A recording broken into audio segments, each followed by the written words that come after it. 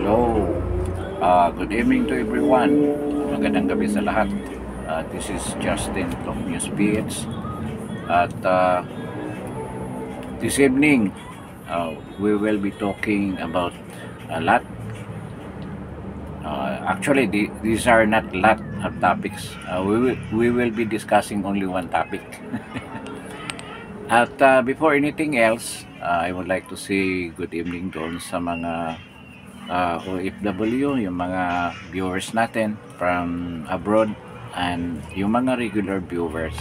And I would like to request, pakipindot naman yung like, then share, then of course, doon sa mga bago nating viewers, pakipindot naman yung subscribe button. At we are targeting 1,000 subscribers. So I hope you will help this channel to reach 1,000 by subscribing doon sa mga bagong viewers natin. At thank you sa mga dati nating mga viewers who patiently come to this channel to listen to our commentaries and opinion with regards to very current issues and relevant events that are happening in a day-to-day basis in our country. At itong araw na to, itong hapon na to, napaka-importanting may pangyayari. Mayroong napaka-importanting pangyayari. Kasi we were thinking na hindi na sasagot si Claire Castro. We're thinking that they will just make the issue with regards to the death of Mr. Tantuco. They will pass it away at hindi na nila i-discuss.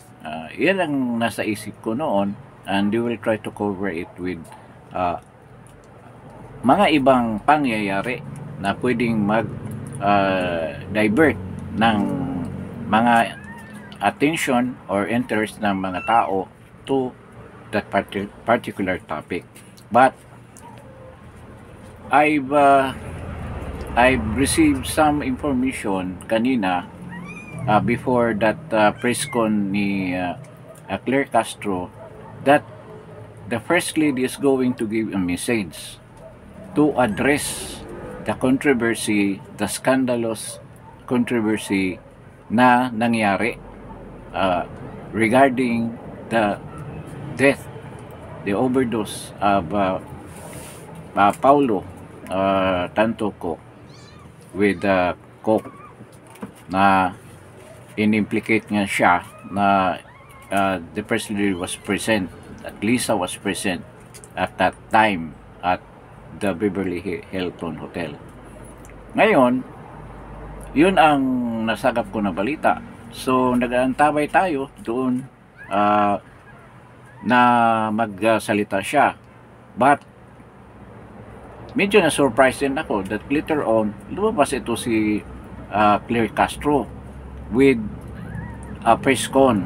But during that press con, walang statement na they will address the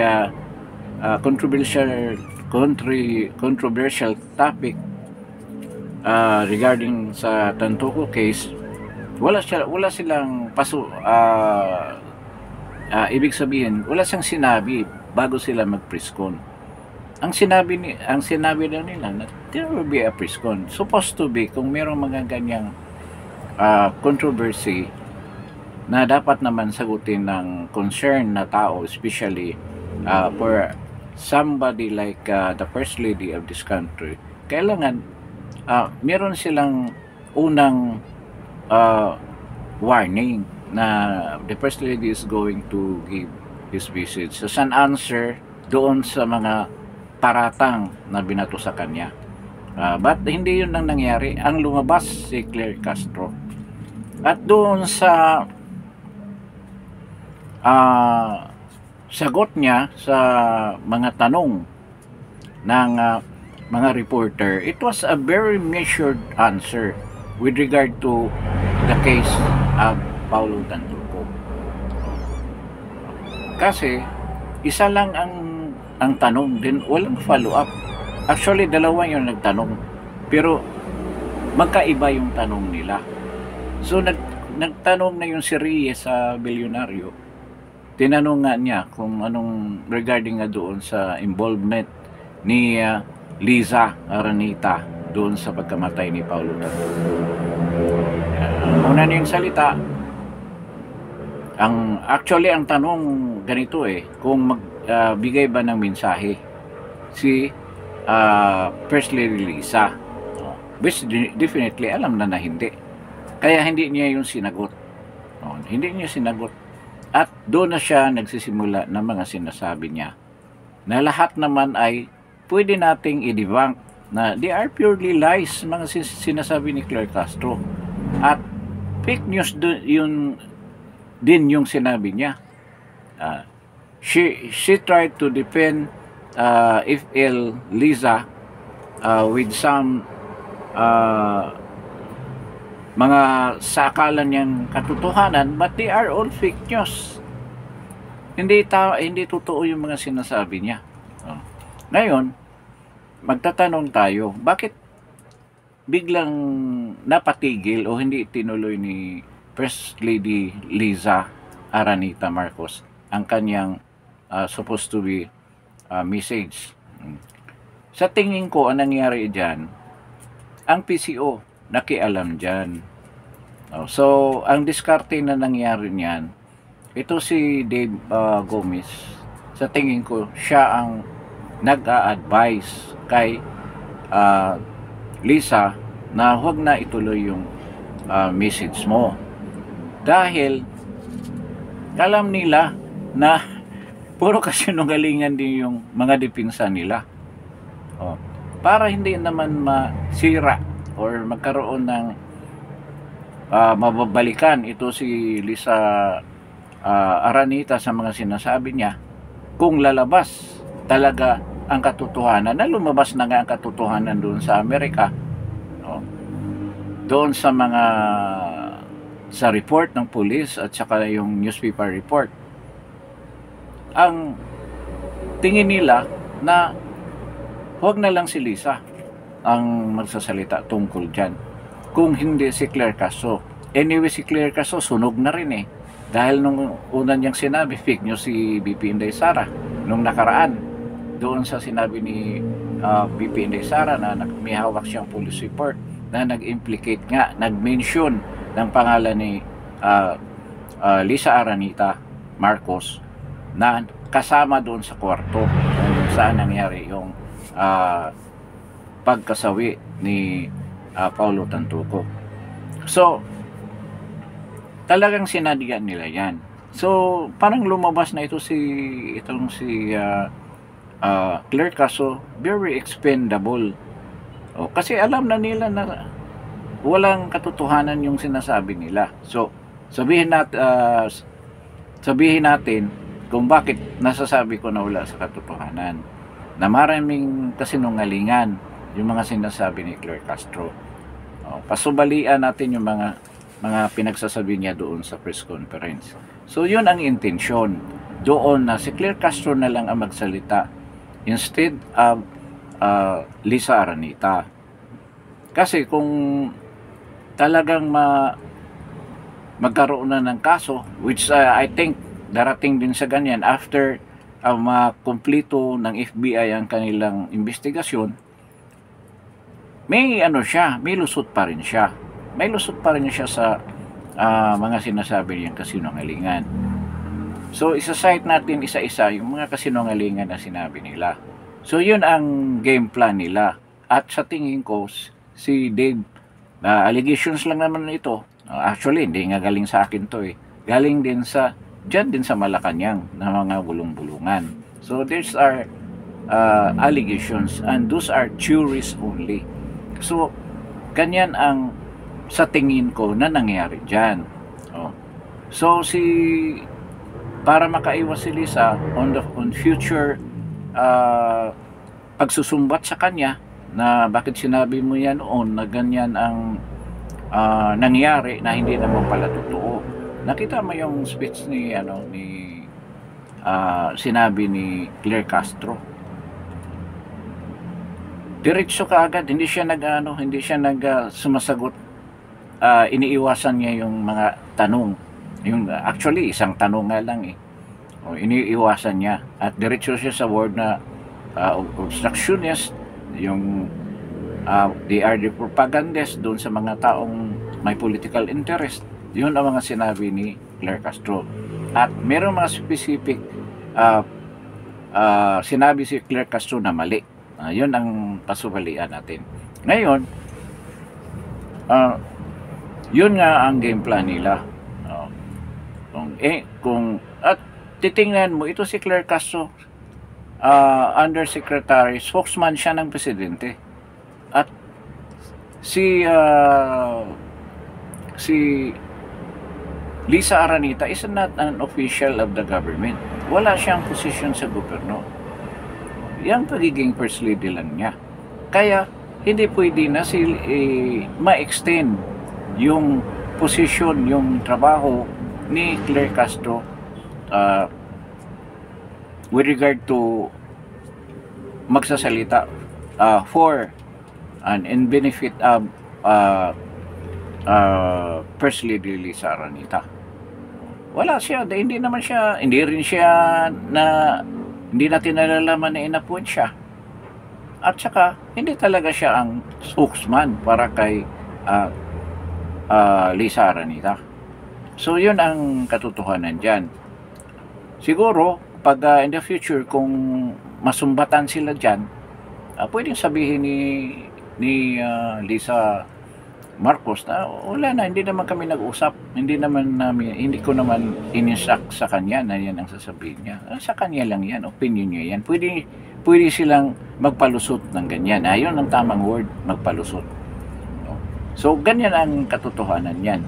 Yan. Kaya ito si Claire Castro, ginamit pa rin ni Lisa Aranita Marcos para sa pagkakataon na yan. Ngayon, ano ba yung mga punto na sinasabi na sa tingin na sinasabi ni Claire Castro ay na talagang kasinungalingan at fake news? Yung Manila International Film Festival actually started in July 4 or 5 to 4 to 8. Yun ang tamang schedule talaga. Ngayon, ang unang sabi niya, na naalala ko lang, sinabi niya na ang First Lady, si Lisa Aranita, ay laging may kasamang mga PSG. Pero titingnan mo yung mga videos na pinapalabas sa social media at yung mga videos mismo ng kuha ng ibang mga sumama doon sa affair na yan, wala naman siyang kasamang mga security personnel.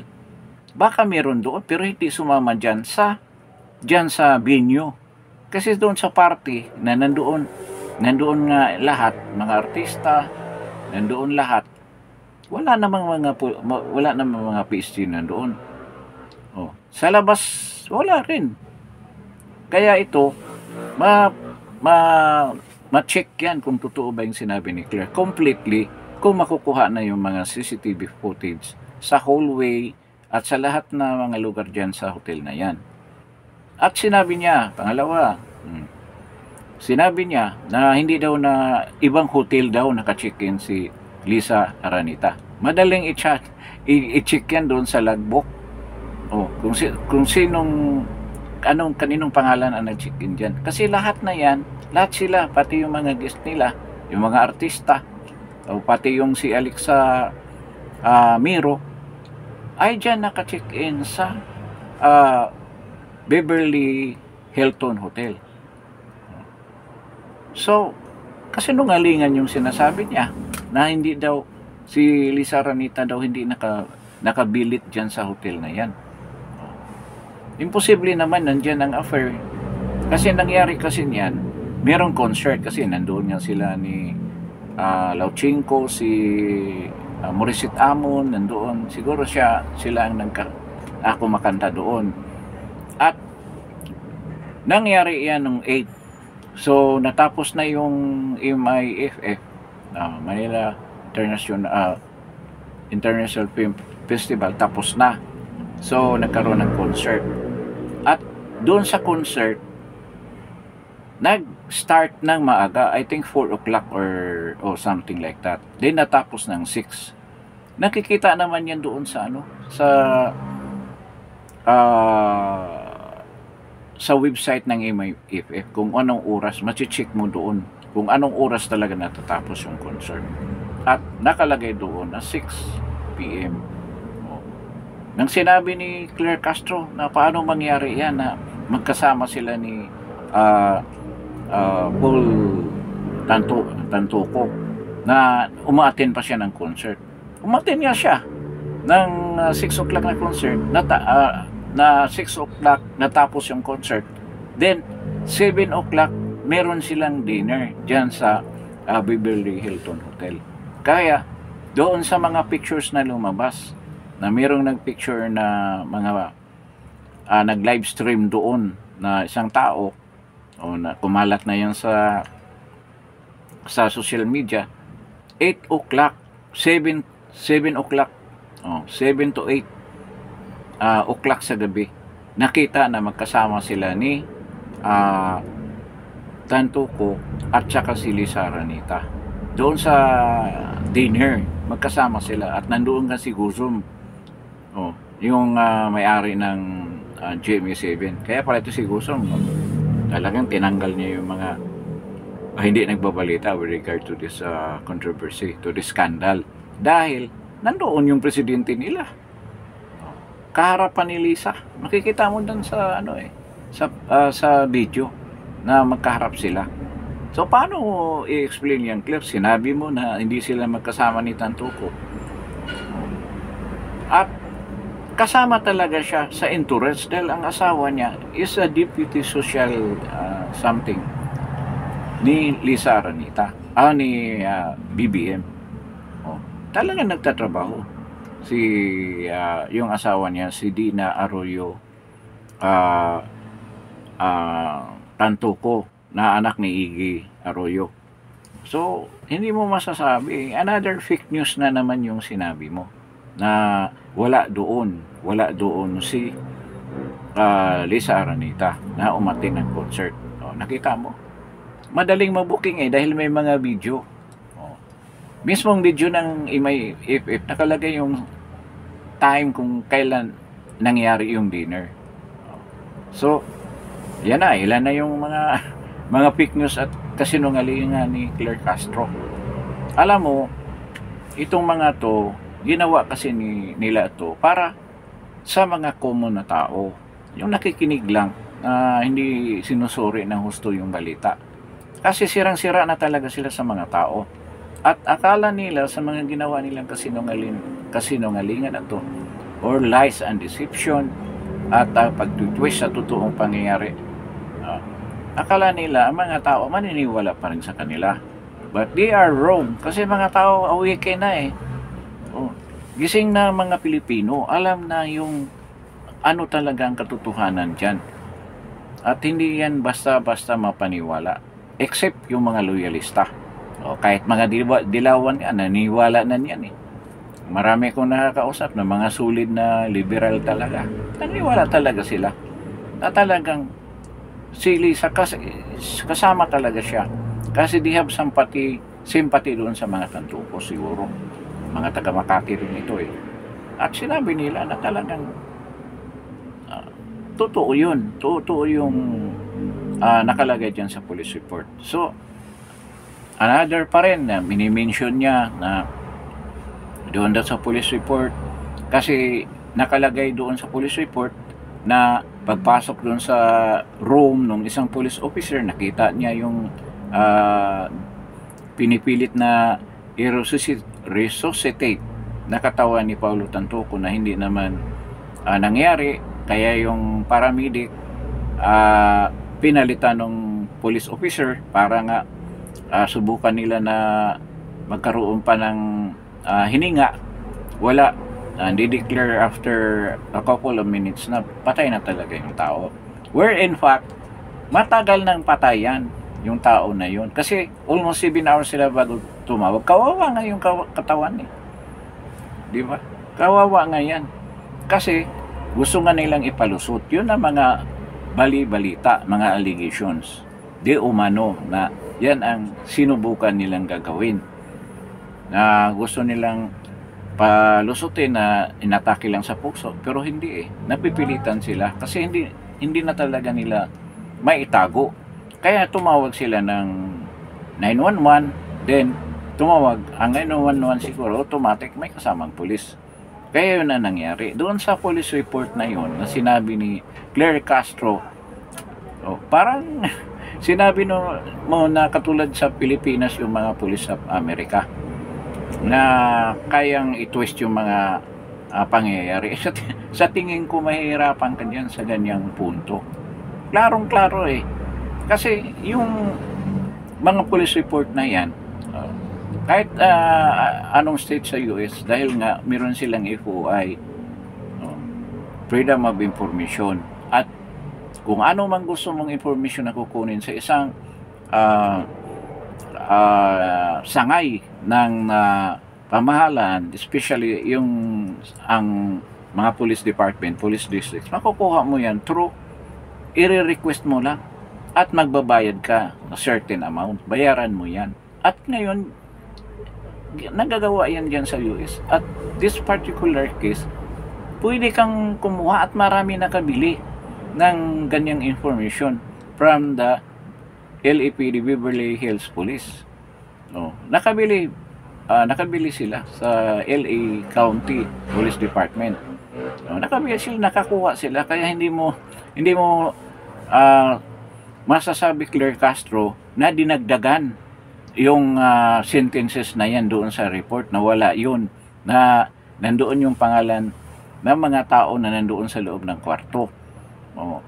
Kasama na yung mga description nila kung ano nakita nila doon sa loob, na nagkalat yung Coca-Cola at nakastate yung pangalan ni Dina Arroyo, Dina Tantuco, Lisa Aranita at si Alexa Miro. Yun ang nakalagay doon. At sinabi mo na dinugtong yan doon ng mga obstructionist na gusto lang siraan ng pangalan. Ang sirang pangalan, sirang pangalan ng First Lady ni Marcos at ang kanyang administrasyon. Sirang-sira na nga eh, sabihin mo pa na sisirain. So, yun ang another na fake news na sinabi ni Claire Castro. Gusto niya ipalabas na yung mga pulis na yan na kung sa atin pa yan, ano yan eh, scene of the crime operatives, parang suko, na nag-inspection doon, na nag-imbestiga doon sa crime scene. So ang nangyari doon sa mga declaration niya na pinalitan daw ay malaking kasinungalingan. Diba? I don't know kung paano niya lusutan yan. Nasabihin niya. Kung merong isang tao na pupunta doon na kukuha talaga, tulad ni Maharlika, may hawak-hawak na police report. Kahit na si Inday Sara, noon pa may hawak na siya. Sinabi niya, nandoon ang pangalan ni First Lady Lisa Aranita. Paano pasubalian yan? Ibig sabihin, nagsisinungaling si Inday Sara at basta-basta na lang tatanggap si BP Inday Sara kung hindi siya nakakasiguro dyan sa police report na yan. At ang tagal na noon, at maraming nakakuha talaga ng police report na containing the same information na sinabi ni BP Inday Sara. So, sinungaling si Claire Castro. At parang siguro alam ni Claire Castro na masusunog siya at handa siyang masunog. Dahil nga siya ay aso. Kahit masunog na siya, alam niya na mali yung sinasabi niya na kasinungalingan. Tinutuloy pa rin niya yung mga kasinungalingan niya. Lies. At ito naman, nabalita din sa isang Hollywood newspaper, yung Hollywood LA News something. Nabasa ko yun. Ibig sabihin, basta-basta lang na maglabas ng maling balita ang mga reporter diyan, ng mga newspaper diyan sa Beverly, sa Hollywood. Hindi nila i-verify doon sa mga file ng kapulisyan, doon sa police report. Malaking kalukuhan yan. Kaya ito, mauulit yung napapahiya ka na fake news. Ngayon, pangalawang strike 2 ka na dyan sa fake news. At handa ka naman i-retain dyan. Kasi natitiis mo na magsasalita ng fake news. Kahit na alam mo na fake news na talaga, tuloy-tuloy ka pa rin. Alam mo na kasinungalingan para madipinsahan mo lang ang iyong amo na si Marcos at saka si Lisa Aranita. May kapalit yan. Imposible wala. Malaking halaga ang kapalit niyan. Kaya ganyan si Claire Castro. Isipin mo kung tao kang matino, tama yung pag-iisip mo, magre-resign ka na dyan. Kunting salita lang, kung may delikadisa kang pagkatao. Pero ito wala Wala talaga. Kawawa nga ang pamilya nito kung may pamilya yan. Mga anak niyang kawawa. Okay lang siguro ngayon dahil nasa position kayo, but later on, malalaman mo na babalik sa iyo yan. Babalik sa mga anak mo. Magiging marka na yan sa pamilya mo. Mga binibitawan mong kasinungalingan. So nakikita natin dito na ang daming kapalpakan na ginawa ito si Claire Castro. I don't know kung paano niya lusutan yan. At ito, ulitin ko yung sinabi ko dahil ongoing yung investigasyon ng LA Police, LAPD at mga FBI with regards to that matter. Kasi involved ito ang droga Very sensitive na yan sa administrasyon ni Trump, yung drug problema sa droga. Nung unang mga pa nga niya, start ng kanyang regime ni President Trump, nagagawa siya ng anti-drug campaign katulad kay President Duterte. Noong unang term pala niya, sinabi niya yan. So, malaking possibility na yung mga, kung ano man sabihin nila na, sa meeting nila ngayong 22, hindi yan papansinin ni Trump. Sabi ni BBM na kakausapin doon si Trump with regards to the tariff na 20% from 17 to 20. Nakakatawa Ngayon ka pa lang maghahanda na dapat pinaghahandaan mo na yan. Matagal nang sinabi ni President Trump yan. At ito nga, nasaan yung alliance ng US sa Pilipinas? Tinamaan tayo ng ganyang tariff. Sa bagay, ang Canada na neighbor ng US, tinira pa rin nila ng mataas na tariff. So yan lang ang policy ni President Trump. So ngayon, balik tayo dito sa mga pinagsasabi ni Claire Castro. Napatanayan natin na marami siyang kasinungalingan na sinabi. I-rundown natin kung ano yun. Unang-una, yung sinabi niya na nanood daw ng konsyerto. Ang konsyerto noong July 8, kung yun ang oras kung saan nasawi si Paulo Tantoco. 6 o'clock pa lang tapos na yung concert. 7 to 8 yung dinner nila. Si Paulo Tantoco, inatake yan 11 o'clock na nagpunta doon ang mga ang mga tawag niyan, yung mga pulis at paramedic. So nakikita natin na talagang malaking kasinungalingan. Sinabi din niya na hindi daw naka-check-in dyan si Lisa Aranita. Wala namang ibang hotel. Nandyan lahat sa Beverly Hills, Hilton, ang lahat na guest. Kasama rin yan si Lisa Aranita. Marcos. Kasinungalingan na naman. Yung sinabi niya na dinugtungan daw yung salita sa police report, na malaking kalakuhan yan. Madaling i-prove yan na nagsisinungaling siya. Bukod pa dyan, may balita doon sa Hollywood LA Times, I think, news naka nabalita doon yung pangyayaring iyan. Kaya hindi mo masubalian yan. Ngayon, yung sinabi niya na hindi daw magkasama si Paulo Tantuco at ang si Lisa Aranita. Nakita doon sa video, magkasama sila nandoon sa, nagkakantahan pa nga doon sa dinner, 7 to 8 o'clock nung gabi na yun. Kaya, napakahirap pasubalian yan. At lalabas yan kung meron ng mahanda matapos yung investigasyon na yan at mahanda na probable cause na pwede sampahan si First Lady Lisa Aranita ng kaso. Kung ano mang kaso yan, isa sa mga matinding kaso niya ng pagpapalusot ng droga, kung sino ang nagpapalusot niyan. Sa tingin ko doon na diyan nagtagal ang investigasyon. Kung sino ba talaga, saan galing yung droga na yan. Diba? Paano mo sagutin yan? Nasa loob ka, nakita ka doon sa loob, may patay na tao. I-deny mo yan. Nawala ka dyan. Mahirap lusutan talaga yan. Napakahirap. Kaya ito si Claire Castro, ginagambol na lang ang sarili niyang career, ang sarili niyang prestige, honor niya, para lang maprotektahan mga Marcos. At yan, katingin ko, may premyo yan. So,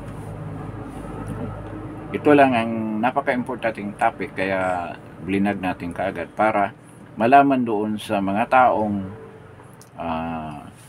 hindi pa nakaalam tungkol dito. Alam mo naman ng pamahalaan natin ngayon, mahilig manling lang ng mga tao nila mismo, mga mamamayan ng Pilipinas na hindi ganong nakaalam or kulang sa pagsisiyasa sa mga pangyayari at balita sa politika dito sa Pilipinas. At yun nga, kaya yung nangyari, yung maraming nabudol dahil kulang tayo sa impormasyon. And I hope dito sa Justin Talk News Speech, sa mabilis na paraan, nakapagpaliwanag tayo kung ano ba talaga ang mga kaganapan na nangyari sa ating pamahalaan at sa paligid ng ating mga syudad dito sa natin, sa political situation na nangyari ngayon sa bansa natin. So with this, maraming salamat sa pagpakinig niyo dito sa Justin Talk News Speech. Thank you at good evening sa inyong lahat. God bless at see you in my next vlog. But before anything else, before leaving this channel, kindly press that like button, try to share this video to your friends, and follow Justin Talk News page at paki-subscribe para doon sa mga bagong viewers. Maraming salamat po at good evening sa inyong lahat.